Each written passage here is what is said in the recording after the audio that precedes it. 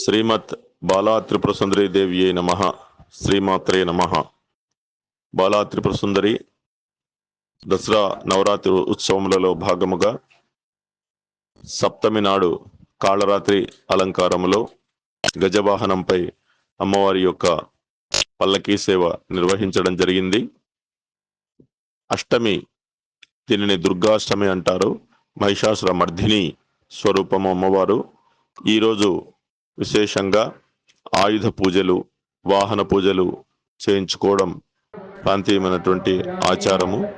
ఈరోజు అమ్మవారిని మహిషమర్దినిగా పూజ చేసి తమ యొక్క వ్యాపార సంస్థలలో పూజలు, ఆయుధములు, వాహనములకు పూజలు, శాస్త్ర రక్షణ రంగంలో ఆయుధాలకు పూజ చేయడం అన్నది ఒక సాంప్రదాయం. దుర్గాష్టమి రోజున అమ్మవారికి నిమ్మకాయల మాల సమర్పించడము, గుమ్మడికాయను దిష్టి తీయడము, గుమ్మడికాయను మన ఇంటికి కట్టుకోవడము మన యొక్క సమస్త విధములైనటువంటి నెగిటివ్ ఎనర్జీస్ను తొలగించడానికి అవకాశం ఉంటుంది. ఈరోజు నవదుర్గా స్వరూపంలో మహాగౌరి రూపంలో అమ్మవారిని ఆరాధన చేయాలి. ఈ అమ్మవారిని ఆరాధన చేయడం వల్ల పత్ని మనోరమాం దేహి, పతి మనోరమాం దేహి అంటే శ్రేష్టమైన పతి పత్ని కావాలని కోరుకునే వారికి, వివాహ ప్రయత్నంలో ఉన్నవారు ఈ మహాగౌరీదేవిని ఆరాధన చేసినట్లయితే వారికి శీఘ్రముగా ఫలితము వస్తుంది. అదేవిధంగా పూర్ణ సౌందర్య ప్రాప్తికే కూడా మహాగౌరీదేవిని ఆరాధన చేయవలెను. ఈ కుమారి పూజలలో అష్టవర్ష శాంభవి, 8 సంవత్సరముల కుమారిని శాంభవి అంటారు. ఈమెను పూజించటం వలన సమస్త దుఃఖ దరిద్రములు నశించును, పితృదేవతలకు సంతృప్తి కలుగుతుంది.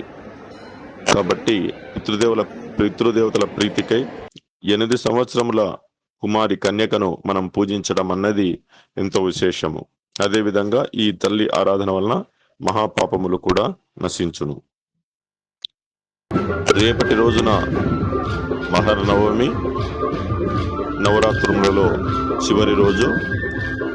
ఏకరాత్రి దీక్ష చేయాలన్న వాళ్లకు కూడా ఇది విశేషమైనది.